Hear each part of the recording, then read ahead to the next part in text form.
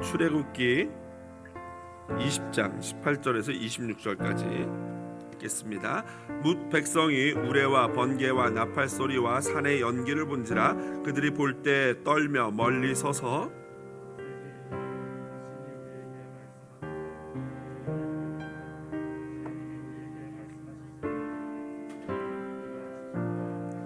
모세가 백성에게 이르되 두려워하지 말라. 하나님이 임하시면 너희를 시험하고 너희로 경외하며 범죄하지 않게 하려 하심이니라.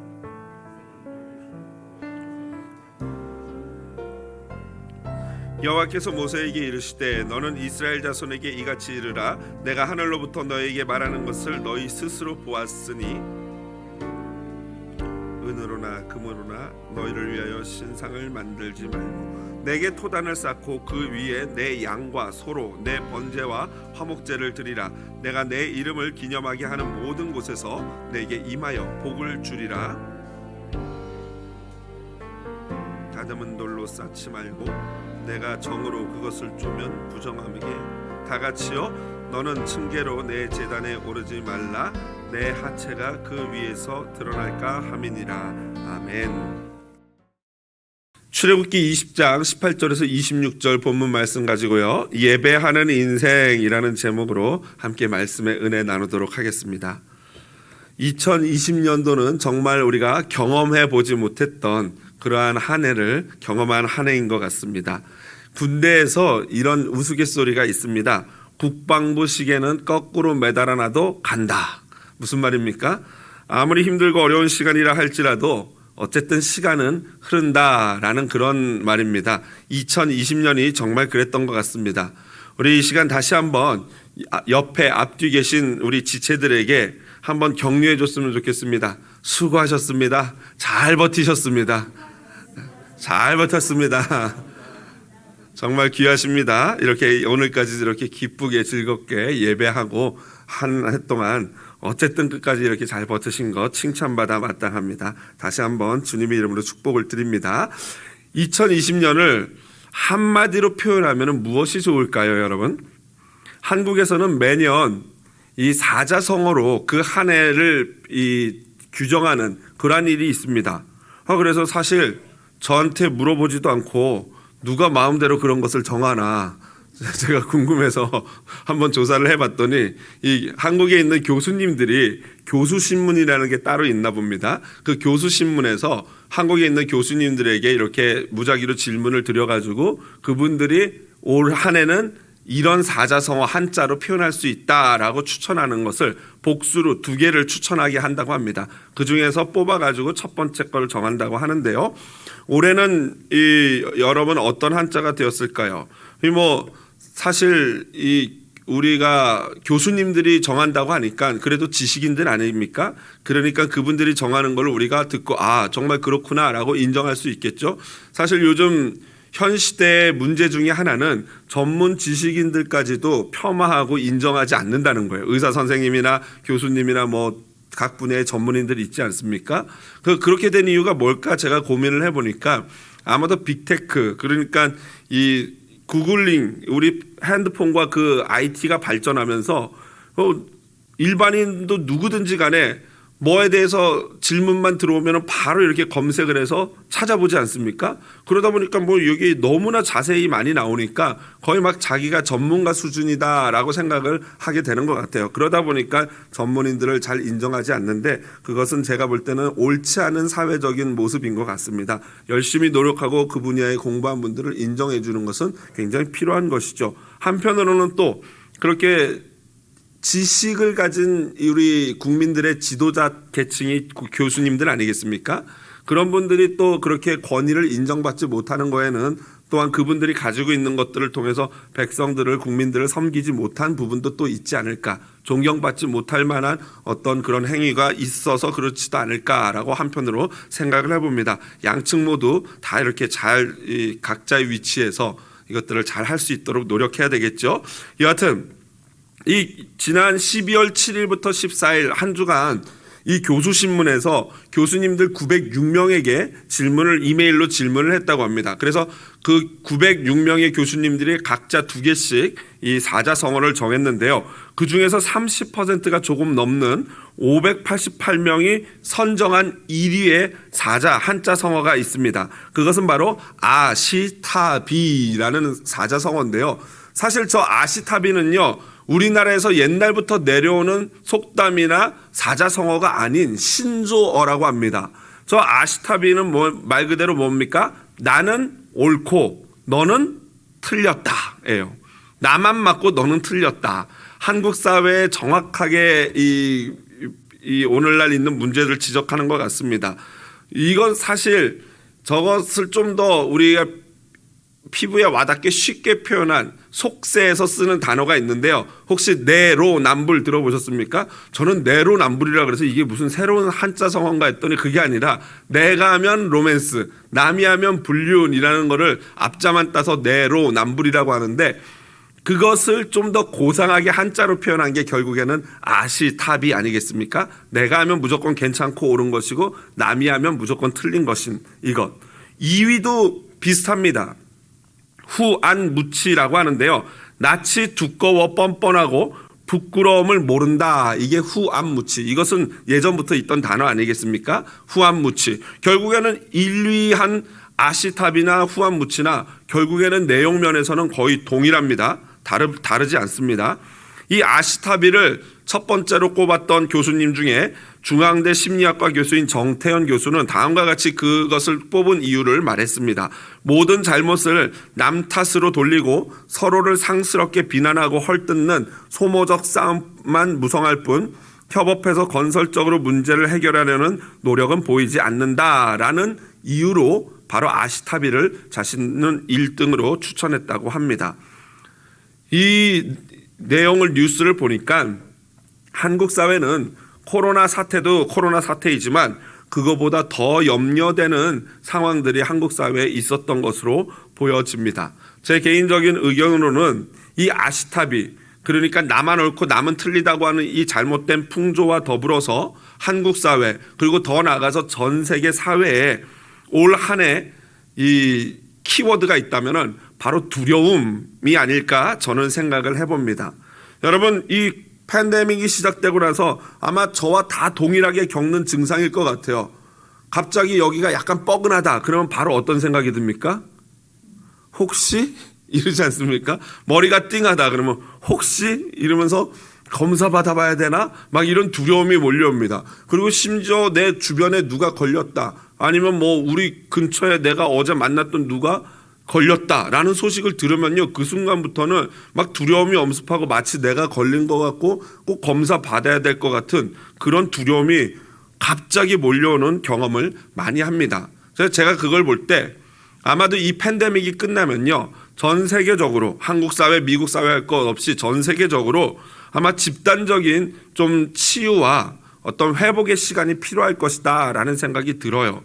그런 점에서 새해는요, 내가 안정감을 누릴 수 있고 나를 지지하고 격려해 줄 수 있는 이 공동체가 굉장히 중요하다라는 생각을 합니다. 그런 공동체가 어디겠습니까? 가정이죠. 가정, 그리고 또 하나 있습니다. 바로 교회 공동체예요. 가정과 교회 공동체에서 그 어떤 사람이든지 간에 힘들고 어려울 때 지지해주고 격려해주고 서로 위로해줄 수 있는 이 사역이 2021년도에는 굉장히 중요한 사역이 될 것이다 라고 저는 예측을 하고 있습니다. 왜 그렇습니까? 여러분, 인간의 두려움을 내몰아줄 수 있는 특효약이 무엇입니까? 바로 사랑이기 때문에 그렇습니다. 사랑이야말로 우리 안에 있는 두려움을 다 내몰아줍니다. 예를 들면 우리 집에 막내가 있는데 이 막내 녀석은 이 잠을 잘 때 꼭 이제 뭐 엄마 옷을 붙잡고 자요. 그래서 그 엄마 옷을 낮에는 막 그냥 1층에다 막 이렇게 내버려뒀다가 잘 때 되면 꼭 그거 어딨냐고 찾아내라고 떼를 씁니다. 그럼 1층에 불이 꺼져 있으면 혼자 내려가기 무섭다고 아빠랑 같이 가자, 엄마랑 같이 가자 하고 같이 갑니다. 왜 그렇습니까? 사랑하는 엄마, 아빠가 있으면은 두려움이 사라지기 때문이죠. 또 그 아이가 잘 때 보면은 그 엄마 옷을 꼭 붙잡고 자요. 엄마 냄새가 나니까 거기서 사랑을 느끼면서 안정감을 누리는 거죠. 근데 제가 그래서 정말 그 안정감을 누리나 하고 그 엄마 옷 냄새를 맡아봤더니 이로 표현할 수 없는, 왜냐면 빨지를 못하게 하거든요. 엄마 냄새 없어진다고 빨지를 못하게 하는데 그 냄새가 과연 안정감을 줄지는 모르겠습니다. 하여튼 그 아이한테는 사랑의 냄새로 보여집니다. 그런 점에서 오늘 본문은요, 한 해를 마무리하고 새해를 맞이하는 우리에게 참 좋은 은혜를 주는 본문이 아닌가 생각을 합니다. 여러분, 사실 이 세상은요, 무엇을 왜 두려워해야 하는지에 대한 싸움입니다. 사람은 누구나 무엇인가를 두려워하지요. 어렸을 때는 조그만 특이한 것들, 막 귀신 같은 만화 이런 것들만 봐도 두려워가지고 두려움에 떠는데, 성장하면서 이런 유아적인 두려움은 점점 사라지게 됩니다. 대신에 이런 유아적인 두려움 대신에 뭐가 더 두렵습니까? 오히려 매달 다가오는 페이먼 데이, 그죠? 무엇인가 돈을 내야 되는 것, 비즈니스 하시는 사장님들은 직원들에게 월급을 주는 날, 또는 건강에 대한 두려움, 또는 청년들 같은 경우에는 취직이나 결혼에 대한 두려움, 또는 불투명한 미래에 대한 그런 두려움이 오히려 우리에겐 더 커집니다. 그런데 이러한 두려움 중에서 옳은 두려움이 있고 그렇지 못한 잘못된 두려움이 있다는 사실을 우리는 알아야 합니다. 오늘 본문에서 보면 이스라엘 백성들이 18절에 보면 우레, 번개, 나팔 소리, 그리고 산에서 나는 연기와 같은 모습들을 보면서 그 가운데 우렁찬 소리로 말씀하시는 하나님의 음성을 듣고 보게 됩니다. 그러자 그들이 두려워 떨면서 모세에게 SOS를 치죠. 뭐라고 말합니까? 우리에게 당신이 말씀하시고 하나님이 직접 말씀하지 말게 해주세요 라고 긴급한 구조 요청을 합니다. 그런데 왜 그런 구조 요청을 긴급하게 합니까? 19절 하반절에 보니까 그 이유가 잘 나와 있습니다. 뭐라고 말합니까? 하나님이 우리에게 말씀하시지 말게 하소서. 우리가 죽을까 하나이다. 우리가 죽을까 하나이다. 죽을까 봐 두렵다는 거예요. 그런데 이 죽을까 하나이다의 히브리어가 펜나무트라는 건데요, 이것을 그대로 직역하면은 우리가 죽지 않도록 당신이 대신 말씀해 주십시오 라는 의미예요. 한마디로 이스라엘 백성들은 본능적으로 너무나도 하나님의 음성을 들으면서 자신들이 죽을 것 같은 두려움에 빠졌던 휩싸인 것입니다. 사실 어찌 보면은 죄인인 인간으로서 이것은 사실은 당연한 반응이죠. 그러나 적어도 오늘 본문에서는 당연한 반응인가 동시에 쓸데없는 걱정, 쓸데없는 두려움, 기우였습니다. 왜 그렇습니까? 사실 하나님이 이스라엘 백성을 원래대로 하나님과 이스라엘 백성이 만나면 이스라엘 백성이 다 죽어야 되죠. 그런데 이미 하나님이 임재하셨고 이스라엘 백성들이 죽지 않았어요. 그건 뭐냐면 하나님이 그들에게 지금 특별한 은혜를 베풀고 계시는 거거든요. 그러니까 지금 이 상황에서 죽을 것을 염려하는 것은 어떻게 보면 약간 뒷북치는 거죠. 이미 죽으려면 죽었어야 되는데 하나님이 은혜로 죽지 않게끔 베풀어 주시고 있다는 것입니다. 그러므로 이것은 죄인으로서 당연한 하나님, 거룩한 하나님을 만날 때 반응이기는 하지만 동시에 쓸데없는 하나님의 은혜를 느끼지 못하는 그러한 반응이었던 것입니다. 이스라엘의 이 두려움이 무엇이 잘못됐냐면요, 지금 이스라엘이 두려워해야 될 그 근본적인 두려움의 대상은 하나님이어야 합니다. 그런데 지금 이스라엘 백성들이 두려워하는 것은 무엇을 두려워하고 있습니까? 죽음이에요. 하나님이 두려운 게 아니고 하나님 때문에 죽게 될까봐 두려운 그 죽음 자체를 두려워하고 있는 것이죠. 죄를 지은 인간은 당연히 죽음이 두렵습니다. 그러나 사실 죽음을 두려워하는 것은 사실은 성도로서 옳은 자세는 아닙니다. 지금 이스라엘 백성들은요, 마치 하나님을 폭군이나 강력한 압제자를 만난, 고양이를 만난 쥐와 같은 모습을 가지고 두려워하고 있는 것입니다. 그러므로 우리 인생은요, 질병이나 전쟁, 기근, 강도, 고난, 환난 이런 것들에 기본적으로 우리가 두려움을 느끼지만 결코 그런 두려움은 하나님이 우리가 갖기를 원하시지 않는 두려움이라는 것이죠. 그런 것들 때문에 두려워해서는 안 된다는 것입니다. 마치 하나님이 질병을 주시고 전쟁으로 보복하시고 말 안 듣는 녀석들에게는 강도나 환난 당하는 것을 허락하시는 그런 압제자로 오해해서 하나님을 두려워하는 것은 잘못된 두려움이다라는 것입니다. 이것은 하나님이 절대로 원하지 않는 하나님에 대한 감정입니다. 그래서 모세가 20절에 뭐라고 말하고 있습니까? 모세가 백성에게 이르되 두려워하지 말라라고 명령하고 있는 것입니다. 하나님을 두려워하지 말라는 거예요. 자, 그렇다면 우리는 고민스럽습니다. 우리가 과연 하나님을 두려워해야 합니까? 아니면 하나님을 두려워하지 말아야 합니까? 도대체 어떻게 하라는 것인가? 모세가 하는 말은요, 하나님을 오해해서 잘못 두려워하지 말라는 의미입니다. 한마디로 하나님을 옳게 두려워해야 합니다. 두려워하지 말라, 하나님을 두려워하지 말라라는 것은 쓸데없이 하나님을 두려워하지 말고 제대로 알고 하나님을 두려워해라라는 명령인 것이죠. 자, 그렇다면은 하나님을 제대로 알고 두려워하는 것은 과연 무엇인가? 20절입니다. 20절을 같이 한번 큰 목소리로 본문 20절을 읽어보도록 하겠습니다. 모세가 백성에게 이르되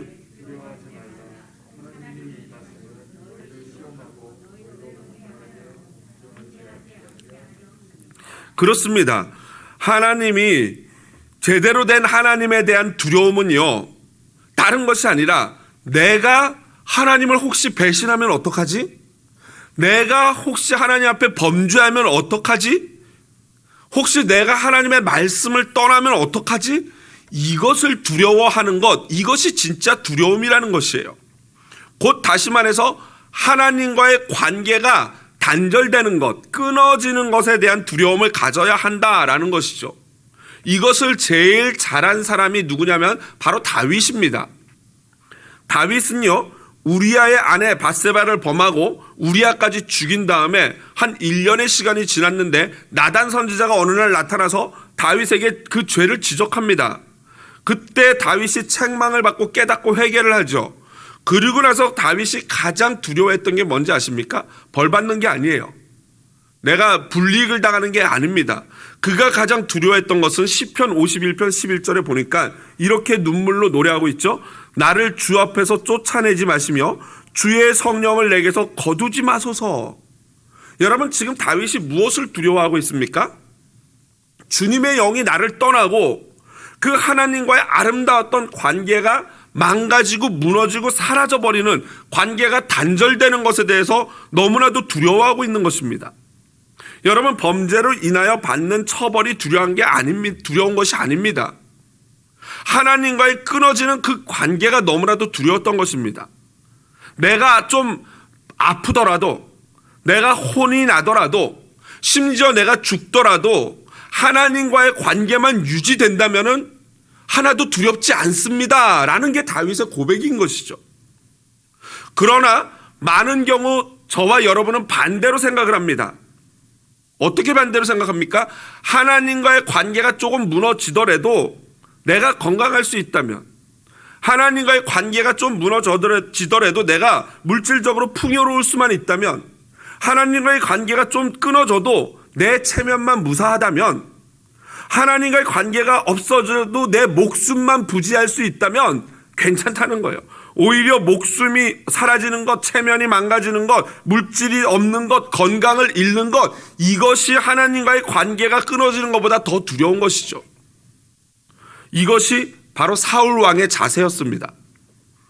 사울 왕은 사무엘상 15장 30절에 보면은 사무엘 선지자가 아말렉 모든 족속을 다 죽이라 그랬어요. 소위 하렘 전쟁이라고 하죠. 짐승부터 시작해서 아기부터 시작해서 노인의 왕에 이르기까지 다 멸망시키는 그런 전쟁을 하렘 전쟁이라고 하는데, 결코 하나님이 모든 전쟁을 그렇게 잔인하게 하라 그러지 않습니다. 아말렉과의 전쟁을 그렇게 하라고 명령을 하셨는데 사울 왕이 그것을 어기죠. 토실토실한 양들은 욕심이 나서 다 살려놓습니다. 그때 사무엘 선지자가 와서 하나님이 당신을 버렸다라고 했을 때, 이때 사울 왕이 진정으로 눈물을 흘리며 회개해야 되는데 입술로만 회개를 해요. 그가 진짜 두려워했던 거는 하나님과의 관계가 끊어지는 게 아니라 자기가 왕권을 잃는 것, 백성들이 자기를 배신하고 떠나가는 것, 사람들이 자기를 무시하는 것, 이게 너무나도 두려웠던 거예요.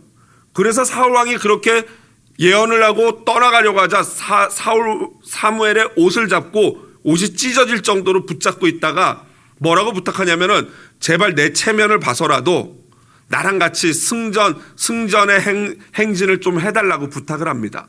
사무엘이 어쩔 수 없이 혹시라도 이 사울 왕이 자기를 죽일 수도 있으니까 어쩔 수 없이 그 불의한 승전의 행진에 같이 동행을 합니다. 사울은 자신의 체면을 살리고자 했던 거죠. 여러분, 그런 두려움은 결코 하나님이 기뻐하는 두려움이 아닙니다. 고린도후서 7장 10절, 우리 화면 보면서 한번 읽어볼까요? 같이 큰 목소리로 읽어보겠습니다. 하나님의 뜻대로 하는 근심은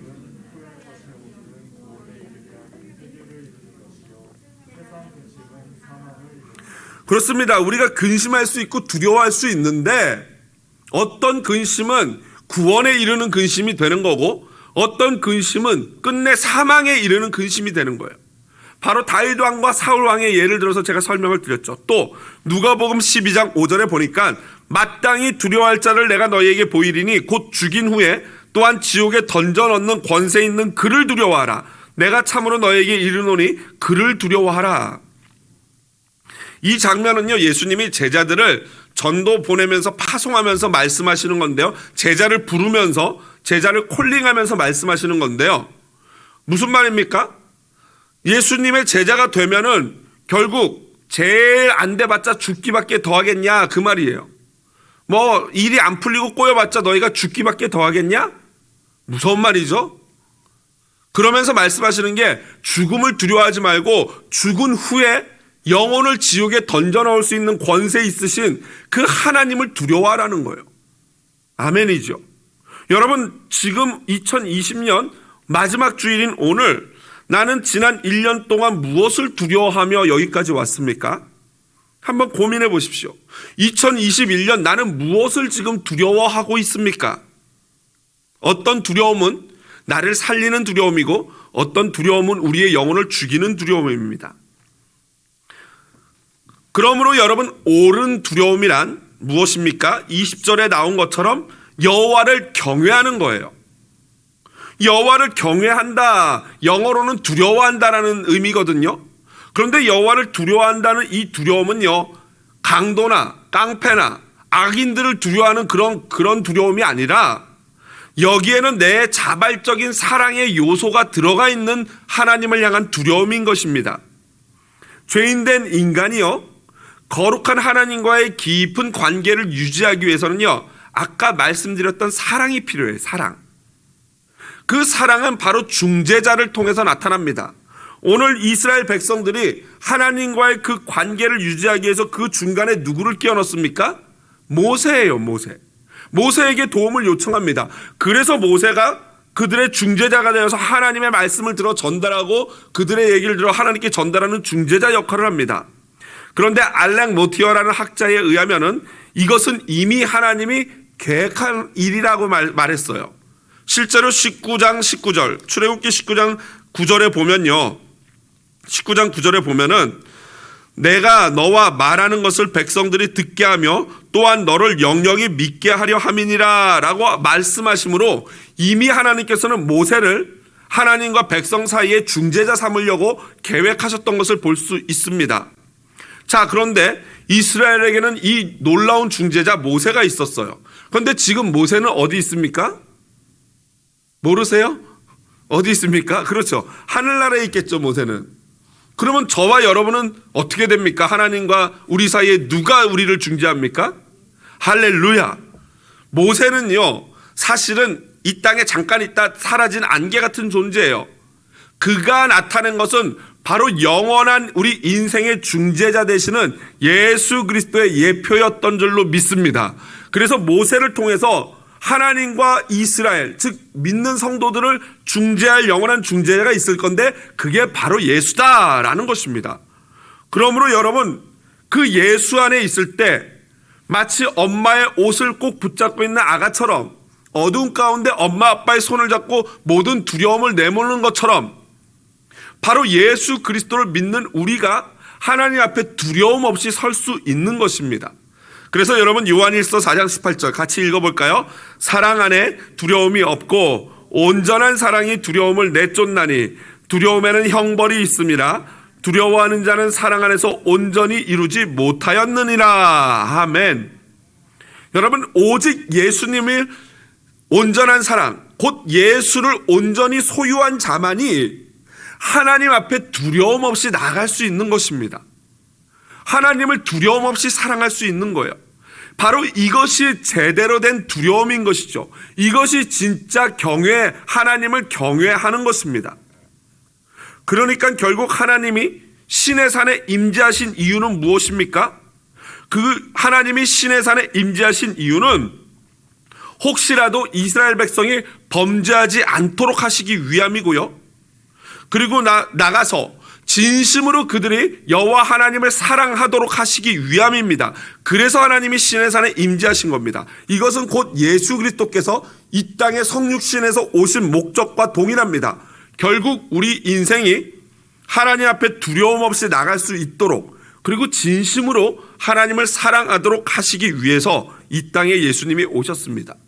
진짜 이러한 사랑을 소유한 자는 하나님의 오심이 두려울까요? 기쁠까요? 당연히 기쁘겠죠. 제가 어렸을 적에 저희 부모님이 잠깐 외출한 사이에 형과 둘이서 이 집에서 말썽을 부린 적이 있어요. 그때 당시에는 이제 우리 아버지가 교회를 안 다니실 때이기 때문에 담배를 태우셨는데, 그때 경찰이셨기 때문에 또 그 옛날에 미국 외제 담배가 있었어요. 장롱 안에 미제 담배 한 보르, 그냥 한 갑도 아니고 한 보르가 있는데, 저희 형하고 제가 그걸 가지고 불 태워보겠다고 잿더리에다 다 털어놓고 막 불을 붙이고 장난을 하고 있었는데 갑자기 문 열리는 소리가 들리는 거예요. 그래서 너무나 놀랍고 두려워가지고 막 그 잿더리와 그 담배 한 보르를, 옛날 이 주택공사 아파트에는 그 베란다실에 가면요, 그 쓰레기를 이렇게 버리는 서랍이 있었어요. 그래서 이렇게 열고 거기다 쓰레기를 넣고 닫으면은 이 맨 아래층으로 떨어지는 거긴데, 거기다 이 담배를 넣고 확 털어버리고 막 쿵딱쿵딱 하면서 했던 기억이 나요. 어머니 아버지가 당연히 냄새도 맡고 다 아셨겠지만 그냥 모른 척하고 넘어가시더라고요. 그런데 제가 그때 가만히 생각해 보니까 진짜 불 안 난 게 다행인 것 같아요. 그 쓰레기 더미에다가 그 담뱃불을 그대로 버렸으니 온 쓰레기가 다 타서 아파트 다 태울 수 있었는데, 제가 그러고 보니까 맨날 우리 막내를, 이 녀석은 도대체 누굴 닮아서 맨날 이렇게 사고를 치냐고 야단을 치는데, 어제 설교 준비하면서 나를 닮았구나 이런 생각을 하면서 걔가 나보다 낫구나 집에 불은 안 내니 다행이다라고 생각을 하고 있습니다. 여하튼 정말 내가 잘못한 게 없으면요, 하나님의 오심이 기뻐요. 그런데 내가 죄가 있으면 하나님의 오심이 두렵죠, 아담처럼. 그래서 송병현 교수는 이 부분에 이렇게 말했어요. 평소에 경건하게 살아왔다면 하나님의 현현은 기쁨과 즐거움으로 가득한 잔치와 교제의 시간이 될 텐데 말이다. 하나님을 직접 만나는 순간 두려워 숨지 않고 담대히 은혜로운 주님의 보좌 앞으로 나아갈 수 있는 삶을 살도록 노력해야 한다. 그렇습니다. 여러분, 하나님 앞에 담대히 나갈 수 있는 비결은요, 거룩한 삶을 사는 거예요. 그런데 그보다 먼저 앞서서 거룩한 삶의 중재자 되시는 예수 없이는 거룩한 삶을 살 수도 없고, 그 예수 없이는 담대히 보좌 앞에 나갈 수 없는 줄로 믿습니다. 그러므로 예수를 모시고 거룩하게 살 때 우리에게는 하나님이 이 땅에 오심이 큰 기쁨과 즐거움이고 기쁨 가득한 잔치로 변하게 될 줄로 믿습니다. 그래서 그러한 자들이 마라나타, 주 예수여 어서 오시옵소서라고 주님의 오심을 기다리는 것입니다. 이제 22절부터 23장 33절까지는요, 소위 언약서라고 불리는 장입니다. 오늘 본문 22절부터 23장까지요.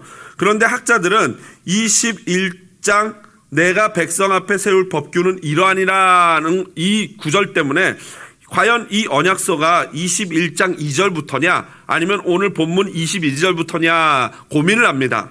저 개인적으로는요, 오늘 본문 22절부터 26절이요, 이 뒤에 나오는 나머지 언약들의 근거가 되고 근간이 되는 요소라고 생각을 합니다. 그러니까 율법의 근간이 되는 것은 결국 하나님과 이스라엘의 관계죠.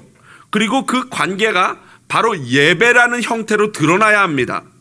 그래서 22절부터 26절이 예배에 대한 이야기거든요. 하나님을 두려움 없이, 또는 참된 두려움, 곧 경외감을 가지고 하나님을 사랑으로 만날 수 있는 것, 그 구체적인 행위를 바로 예배라고 합니다.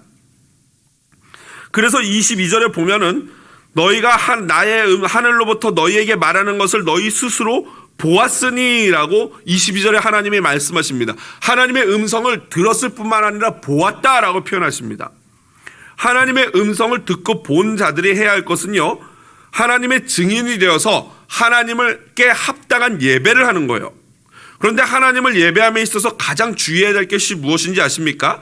23절 상반절에 보니까 너희는 나를 비겨서 라고 나와요. 무슨 말입니까? 하나님을 빗대어 우상을 만들지 말라는 거예요. 왜요? 하나님은 온 우주를 창조하신 주인이시고 영이십니다. 그러므로 그 크신 하나님, 영이신 하나님을요, 어떤 조그만한 우상에다가 피조물의 형상에 가둘 수가 없어요. 그것은 굉장히 모욕적인 것입니다. 이만한 하나님을 요만한 우상에다 가두는 건 하나님을 욕하는 거예요. 욕보이는 거예요. 그리고 하나님의 능력을 축소하는 거죠. 결코 하나님은 어떤 피조물의 모형으로 표현할 수 없는 분이 하나님이신 것입니다. 그런 점에서 여러분, 십자가도 우리가 주의해야 됩니다.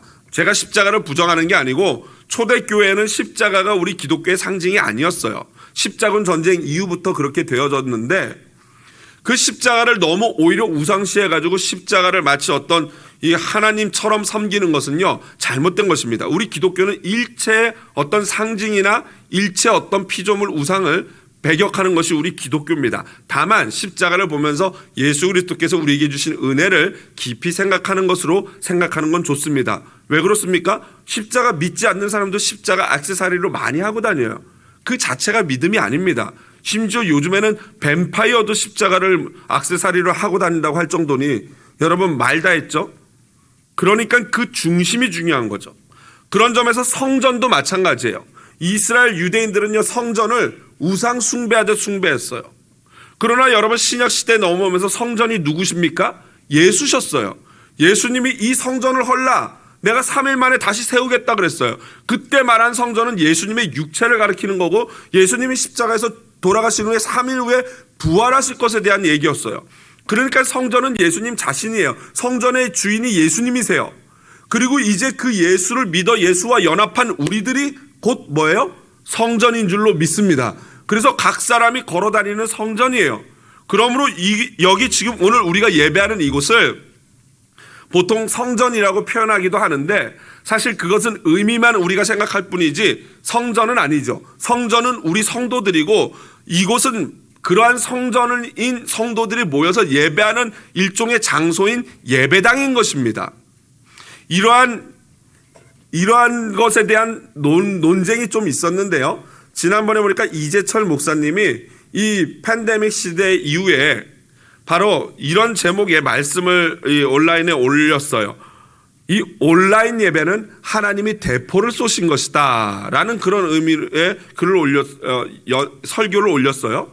그랬더니 이것을 보고 극보수자인 이정훈 교수라는 사람이 온라인 예배라는 면죄부를 팔지 마십시오, 이재철 목사님이라고 비판을 했어요. 그래서 제가 궁금하지 않습니까? 이 두 분들이 도대체 뭘 얘기하는 건가 하고 어제 제가 또 다 봤어요. 이재철 목사님 20분짜리 클립 2개가 있고 이정훈 교수도 한 20 몇 분 되는 클립으로 그것을 비난을 했는데요.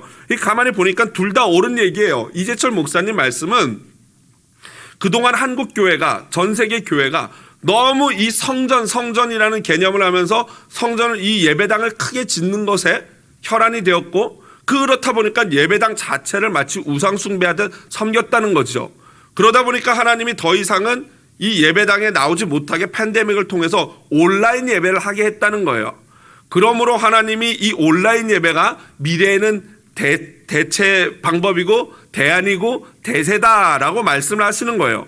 물론 온라인 예배의 폐해에 대해서도 이재철 목사님이 간단하게 언급을 했는데 제가 개인적으로 볼 때는 아쉬운 게 그거죠. 온라인 예배가 과연 성경적으로 옳은 것인가에 대한 어떤 부분을 좀 짚어주셨으면 좋겠고, 그 온라인 예배의 폐해에 대해서 간단히 얘기했지만 그러나 그것을 좀 더 신중하게 다뤄주셨으면 이정훈 교수가 그런 비난을 안 했겠다라는 생각이 들어요. 왜냐하면은 온라인 예배가 마치 다음 세대의 전부이고 대세인 것처럼 말씀을 하셨거든요. 그러니까 이정훈 교수는 그거를 하나 또 꼬투리 잡아서 면죄부를 팔지 말아라. 그러니까 온라인 예배를 드리는 사람들에 대해서 괜찮다. 이거 좋은 거다. 그게 대세다. 이제 다 교회가 그렇게 갈 거다라고 얘기하지 말라라는 비난을 했던 거죠. 그래서 제가 볼 때는 두 분 다 옳은데 아까 말씀드린 것처럼 이재철 목사님은 좀 더 그런 부분에 자세하게 설명을 해주셨으면 하는 아쉬움이 있고, 이정훈 교수는 반대로 그 의미를 충분히 알면은 이런 부분이 좀 염려가 된다라고 정도만 하면 됐지, 그것을 마치 면죄부를 팔지 말라라고 교계의 원로 목사님에게 비난을 하는 것은 제가 볼 때는 옳지 않다라고 생각이 됩니다. 이렇게 말하다 보니까 두 분 다 틀렸고 나만 그런 의미가 아니고 저만 옳다라는 의미는 아니고, 그냥 뭐 제가 이렇게 얘기한들 그분들이 무슨 상관이나 있겠습니까? 저 혼자 그냥 이렇게 떠드는 거죠, 여러분. 다만 제가 말하는 것은 우리 성도님들이 균형을 잡았으면 좋겠다라는 의미입니다. 중요한 것은요, 하나님을 예배하는데 온라인이냐 아니면 현장이냐, 이게 중요할까요? 하나도 중요하지 않습니다. 여러분, 현장에서도 얼마든지 가짜 예배를 드릴 수 있어요. 물론 현장에 이런 팬데믹 상황인데 현장에 나오는 성도님들이 그럴 확률은 제가 볼 때는 지극히 낮다고 봅니다. 저는 이 자리에 계신 분들이 진심으로 하나님을 예배하는 줄로 믿습니다.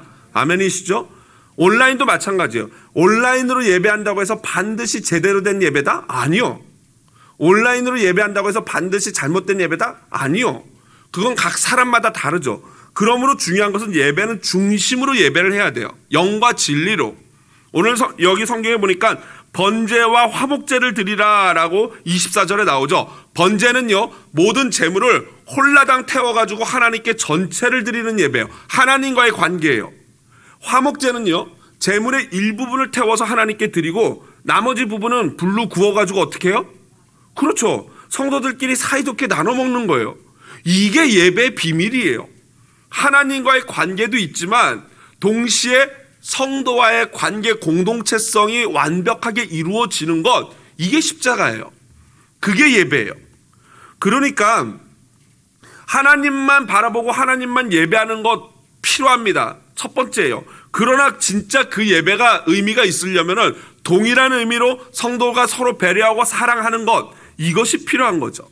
여러분, 그렇게 예배한 자들에게 하나님이 주시는 축복이 뭔지 아십니까? 24절 마지막 부분이에요. 화면 보면서 같이 읽어볼까요? 큰 목소리를 읽어보겠습니다. 내가 아멘. 온라인이든 가정이든 예배당이든 현장이든 어느 곳이든 상관없이 하나님의 이름만 제대로 기념하고 영과 진리로 예배한다면은 그 모든 곳에서 하나님이 저와 여러분에게 축복하여 주실 줄로 믿습니다. 그래서 크리스마스 때 가정 예배지를 나눠주고 가정이 곧 하나님의 복을 받는 장소가 되기를 원했던 것이에요. 다만 여러분, 이재철 목사님이 말씀하신 것에 제가 좀 더 애드하자면요, 온라인 예배를 핑계거리로 삼아서는 안 됩니다. 반드시 마지막 날 책망받을 거예요. 이재철 목사님이 뭐라 그러셨냐면요, 조사를 해보니까 성도들의 3분의 1이 팬데믹이 끝나고 나서도 온라인 예배를 하겠다고 했다는 거예요. 그러면서 이제는 개혁의 시다, 종교개혁에 빗대어 말씀하시더라고요. 개혁의 시대다. 그들이 왜 온라인 예배를 계속 하겠다고 하겠느냐라고 하면서 이 이재철 목사님이 굉장히 긍정적이신 분 같아요. 긍정적으로 그걸 받아들이셨어요. 이 현장에 나와서 사람들 눈치 보면서 예배하는 게 아니라 가정에서 진심으로 하나님을 예배하다 보니까 거기서 더 은혜를 받더라라는 것입니다. 그래서 온라인 예배를 그 사람들이 하겠다는 거예요. 그러니까 앞으로 그렇게 갈 것이다 라고 얘기를 말씀을 하셔요. 일리가 있습니다. 그러나 제 생각에는요, 온라인 예배를 하겠다고 말했던 그 30% 중에 10%는 진짜 그 예배를 통해서 하나님을 만나서 그 은혜를 누려서 그거를 고수하겠다고 하는 것 같아요. 그러나 나머지 20%는 왜 그럴까요, 여러분? 주일날 아침에 9시 예배인데 9시 되기 1분 전에 일어나서 커피 한 잔 내려가지고 양치질 안 하고 그냥 잠옷 입은 채로 소파에 딱 앉아서 탁 틀고 말씀하면서 어휴 목사님 노래 잘하네, 삑살이 나네 이러면서 해도 되니까 그게 편해서 하는 거 아니겠습니까? 이재철 목사님은 그렇게 긍정적인데 저는 이렇게 부정적입니다. 사람이 목사가 이러면 안 되는데, 그런데 여러분 이게 사실 더 현실적 아닙니까? 진짜로 온라인 예배에서 은혜를 받아서 그렇다면 그게 문제가 있어요. 왜 그러냐면요, 아까도 말씀드렸지만 번제로서, 온라인 예배를 통해서 번제로서 하나님과의 관계가 되는 건 너무나도 아름다운 거예요. 하나님만 바라보고 예배하는 건 너무 좋아요. 그런데 진짜 예배는 하나님만 바라보고 예배하는 것이 아니라 그 다음 뭐가 필요해요? 공동체성이 있어야 돼요. 내 이웃을 배려하고 이웃을 섬기는 이것이 예배의 가장 중요한 또 다른 측면인 것이죠. 온라인 예배는 그걸 할 수가 없거든요. 그러니까 여러분 진짜 중요한 거는 그 하나님만 바라보면서 이 하나님만 바라보고 나는 하나님만 있으면 된다 하는 분들은 천국에 가면 안 돼요. 왜요? 천국에 가면 그 보기 싫은 그 김집사도 올라올 거거든요. 천국에 가면 보기 싫은 이 집사도 올라올 거거든요. 그러면 그 천국은 어떻게 살아가겠습니까? 그러니까 예배를 통해서 서로 보기 싫은 얼굴도 보고 불편한 관계도 훈련을 통해서 그 사람까지도 사랑하게 되는 이 현장이 진짜 예배인 것입니다. 여러분 상황이 어쩔 수 없을 때는 당연히 온라인 예배 해야죠. 온라인 예배에도 또 하나님이 분명히 주시는 은혜가 있습니다. 그러나 온라인 예배를 태도를 여러분 점검해야 돼요. 여러분 복장 어떻습니까? 적어도 이 현장에 나오신 분들은 잠옷 입고 오신 분은 없네요. 그죠? 머리도 다 나름대로 깔끔하게 하시고 오셨고요. 그런데 여러분 온라인 예배하는 현장 어떻습니까? 제가 보지 않아서 모르겠지만 도전을 드리는 겁니다. 여러분 복장을 지금 점검해 보십시오. 찬양하는 목소리는 또 어떻습니까? 정말 찬양하십니까? 성경 읽을 때 소리내서 읽으십니까? 말씀에 아멘으로 화답하십니까? 혹시 예배하다가 급하다 하고 화장실 가지는 않습니까? 심지어 어떤 분은요 예배하면서 배고프다고 음식을 섭취하는 분들도 계세요. 과연 그게 진짜 예배일까요? 여러분 그건 예배가 아닙니다. 예배는 본질적으로 하나님을 섬기는 것, 하나님과 만나는 것, 하나님만 예배하는 것. 그러나 거기에 덧붙여 공동체적인 것, 서로를 신경하고 배려하는 것. 이것이 진짜 살아있는 예배예요. 이것은 시대와 상관이 없습니다. 수천 년이 흘러도 변하지 않는 본질이에요. 여러분 초대교회 카타콤 지하교회 성도들이 왜 모였겠습니까? 그들은 모이면 죽어요. 발각되면 죽어요. 그냥 집에서 가정에서 자기네끼리 조용히 예배하는 게 훨씬 더 현실적이고 안전한데 왜 모여서 그토록 모여서 예배를 했겠습니까? 인터넷이 없어서 그랬겠습니까? 말씀을 마무리합니다. 오늘 마지막 24절 26절은요 이방 종교들의 풍습을 따르지 말라는 의미예요. 특별히 다듬지 않은 돌로 제단을 쌓라는 것은요 자연석, 즉 인간의 인공적인 어떤 행위가 들어가지 않은 것을 통해서 예배해야 한다는 겁니다. 여러분 예배에 가장 필요한 요소가 무엇입니까? 다른 게 아닙니다. 예수 그리스도예요. 다듬지 않은 돌 대신은 반석 대신은 예수님을 통하여 예배할 때 그 예배야말로 살아있는 예배, 진짜 예배가 되는 것입니다. 하나님 앞에 나가는 것, 그 하나님과 만나는 것, 그리고 형제 자매를 진심으로 사랑하며 교제하는 것, 이것이 예배입니다. 여러분 하나님을 우상들, 잡신들 취급하지 맙시다. 그들은 두려워서 구슬합니다. 그들은 두려워서 땜빵을 액땜하듯이 제사를 합니다. 그러나 우리의 예배는 그런 예배가 아닙니다. 나의 형편에 맞춰 어디서든지 온라인이든 현장이든 살아계신 하나님을 진정으로 예배합시다. 2020년 마무리하는 이 시간 우리의 예배를 점검하고 그리고 진심으로 하나님께 사랑한다고 고백하는 시간이 되길 원합니다. 다 함께 그 마음으로 하나님을 찬양합니다.